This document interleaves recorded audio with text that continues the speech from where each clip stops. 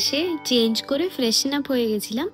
হঠাৎ আমি দেখলাম কি মানে আজকে সোনাঝুরিতে যেরকম আমি ডান্স দেখেছিলাম, মানে আদিবাসীরা যেরকম ওখানকার লোকাল গানে নাচ করছিল, তো সেই নাচের গানের আওয়াজ আমি শুনতে পেলাম।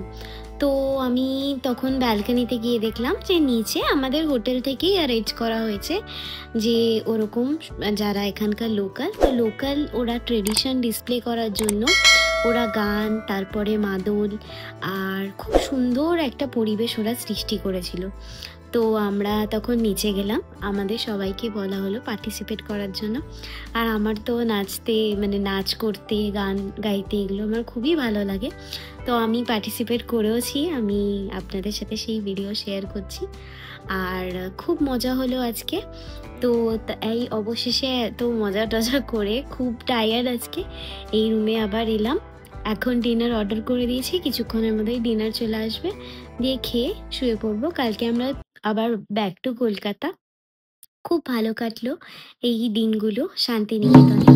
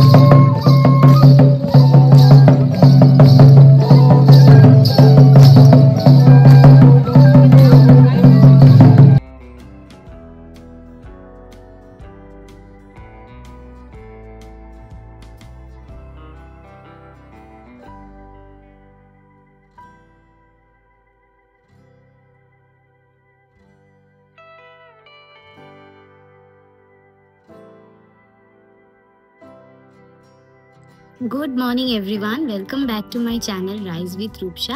তো আজকে আমাদের শান্তিনিকেতনের লাস্ট ডে, আজকে আমরা চেক আউট করবো, তাই জন্য ব্লগটা একটু লেটই স্টার্ট করছি।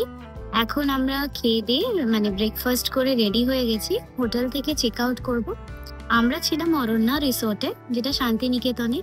আর আমাদের এক্সপিরিয়েন্স ওভারঅল খুব ভালো, এখানে খাবার এবং এখানে হাউসকিপিং স্টাফ সবাই খুবই ভালো ছিল। ওভারঅল হোটেল অ্যাম্বিয়েন্স আর রেটিং দিতে বলা হয় তাহলে আমি ভালোই দেব।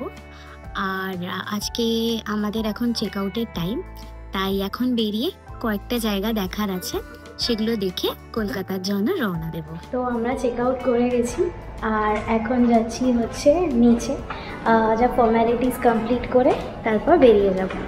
ওভারঅল এক্সপিরিয়েন্স খুব ভালো ছিল। আর আবার যদি কখনো শান্তিনিকেতন আসি, ডেফিনেটলি এই হোটেলটাকে আবার সিলেক্ট করব থাকার জন্য।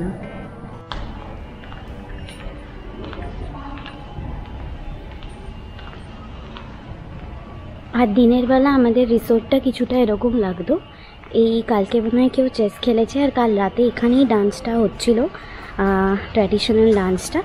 আর এই সাইডটা হচ্ছে আপনাদের রেস্টুরেন্ট আর এখানে একটা আপনাদের বার কাউন্টারও আছে। আর এই সামনে এই রাইট সাইডে হচ্ছে আপনাদের রিসেপশন, আর এইগুলো হচ্ছে রুম। বেসিক্যালি মাঝখানে একটা কোর্টিয়ার্ড টাইপের আছে আর দু সাইডে আছে হচ্ছে রুমস। আর নিচে এই চেস বোর্ডটা আছে, এই দেখুন এখানে এরকম দোলনা ছিল। সেদিনকে রাত্রে আমি এত এক্সাইটেড হয়ে যাই দোলনা দেখে যে আমি অনেকক্ষণ বসে এই দোলনাতে এনজয় করেছি। এবার আপনাদেরকে নিয়ে যাচ্ছি সুইমিং পুলের দিকে।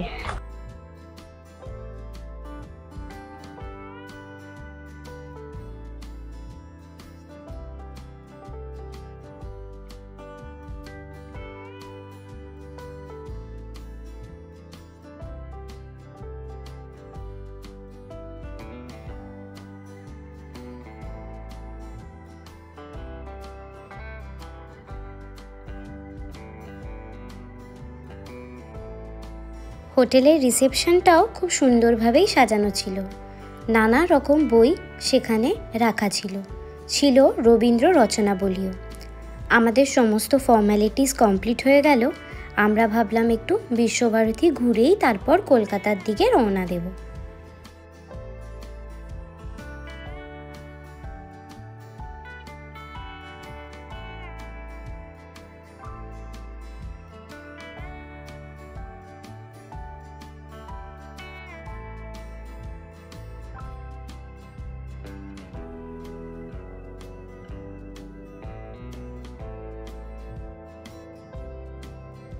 একটি তাল গাছকে কেন্দ্র করে তৈরি খড়ের চালের গোলাকার এই মাটির বাড়িটিতে থাকতেন শিক্ষক তেজেশচন্দ্র সেন। রবীন্দ্রনাথের বনবাণী কাব্যের কুটিরবাসী কবিটিতে এই বাড়ির স্মৃতি বহন করেছে। এরপর আমরা যাই ছাতিমতলা। তবে এর আগে অনেক বছর আগে যখন আমি শান্তিনিকেতন এসেছিলাম তখন কিন্তু প্রেমাইসেসের ভেতরে ঢুকতে দিত, কিন্তু এখন আপনাদেরকে মেন গেট থেকেই ছবি বা ভিডিও চাইলে আপনারা তুলতে পারেন, কিন্তু প্রেমাইসেসের ভেতরে সাধারণকে আর ঢুকতে দেয় না।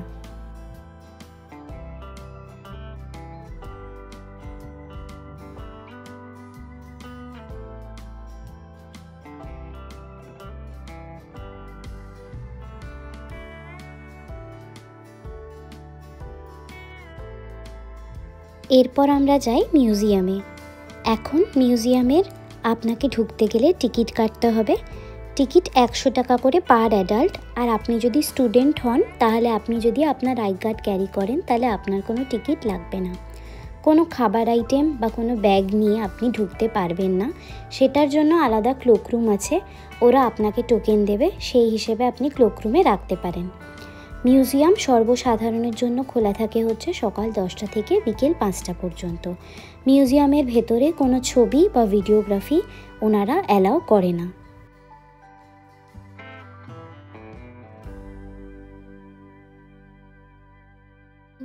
মিউজিয়ামে বেসিক্যালি আছে হচ্ছে নোবেল প্রাইজ, যেটা রবীন্দ্রনাথ পেয়েছিলেন, তবে অরিজিনালটা আপনারা সবাই জানেন ওটা আর নেই, তার জায়গায় একটা রেপ্লিকা রাখা ছিল। আর ছিল হচ্ছে বিভিন্ন জিনিস যেগুলো রবীন্দ্রনাথ ইউজ করতেন, তার হিস্ট্রি, তার ব্যবহার করা জিনিসপত্র, এগুলোই ছিল মিউজিয়ামে সাজানো।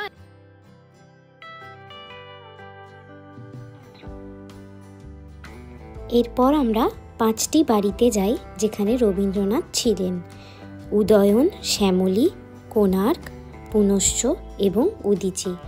সবার প্রথমে যেই বাড়িটিতে আমরা গেলাম সেটা হচ্ছে উদয়ন।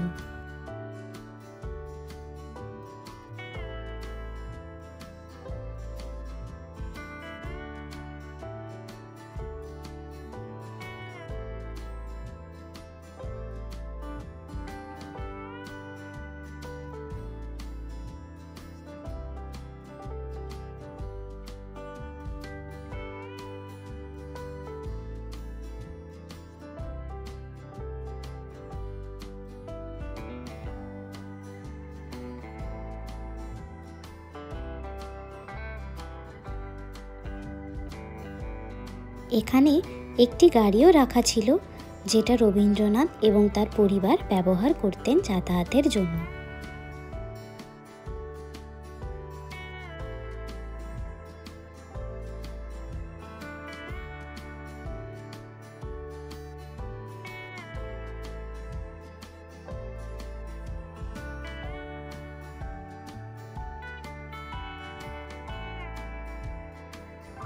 দ্বিতীয় বাড়ি কোণার্ক, যেটার বৈশিষ্ট্য ছিল লাল রঙের বারান্দা।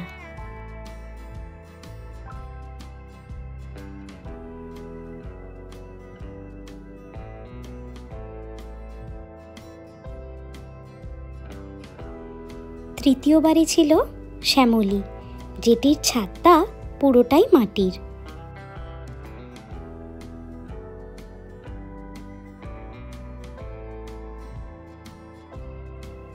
এরপর আমরা যাই উদীচী। বলা হয় রবীন্দ্রনাথের মৃত্যুর আগে উনি এই বাড়িতেই ছিলেন।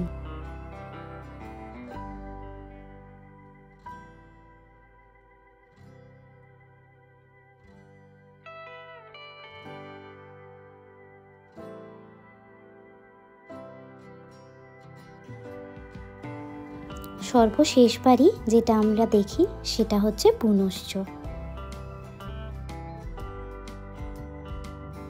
রবীন্দ্রনাথের এখন কোনো বাড়িতেই দেখলাম আর ঢুকতে দিচ্ছে না।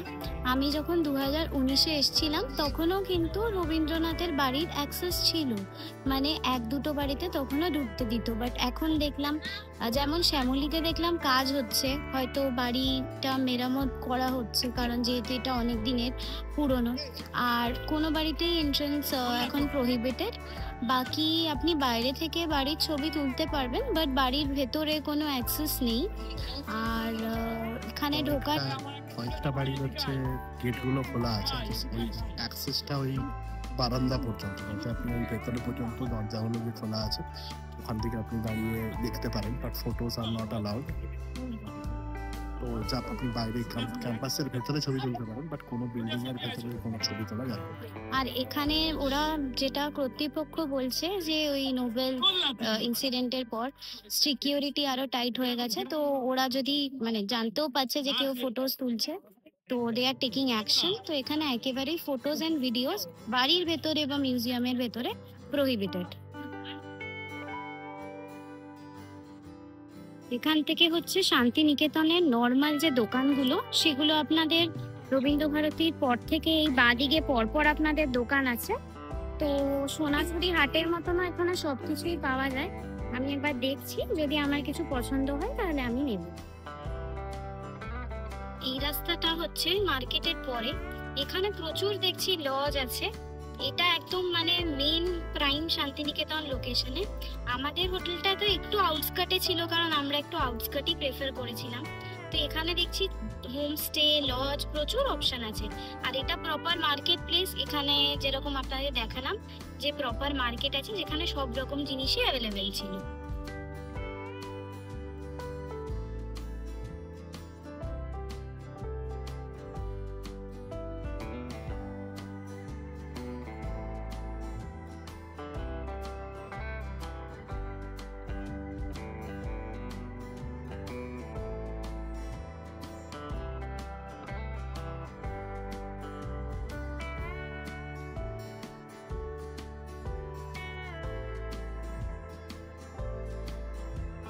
আমরা আগের দিন যেখানে যাওয়ার সময় খেতে দাঁড়িয়েছিলাম ওখানেই এখন ফেরার সময়ও দাঁড়ালাম, বিকজ আগের দিন আমাদের খাবারটা ভালোই লেগেছিল।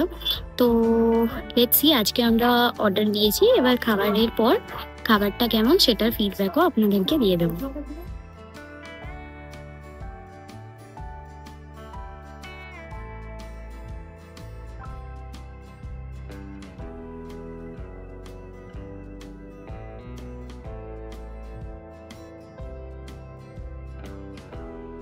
তো আমরা আজকে সেম জায়গায় খেতে দাঁড়িয়েছিলাম যে দিনকে যাওয়ার সময় যেখানে দাঁড়িয়েছিলাম।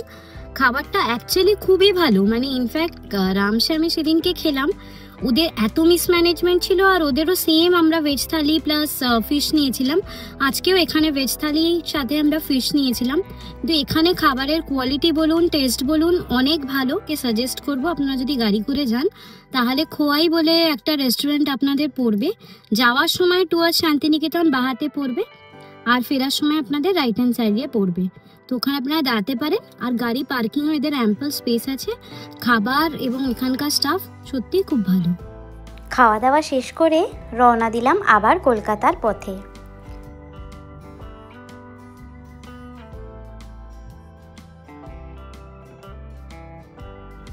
আপনাদের যদি শান্তিনিকেতনের এই পুরো সিরিজটা ভালো লেগে থাকে অবশ্যই সাবস্ক্রাইব করবেন রাইজ উইথ রূপসা 13। আর হ্যাঁ, আগে আমি আরও 2টো এপিসোড দিয়েছি, ওগুলো যদি না দেখে থাকেন ওগুলো অবশ্যই দেখবেন। নমস্কার।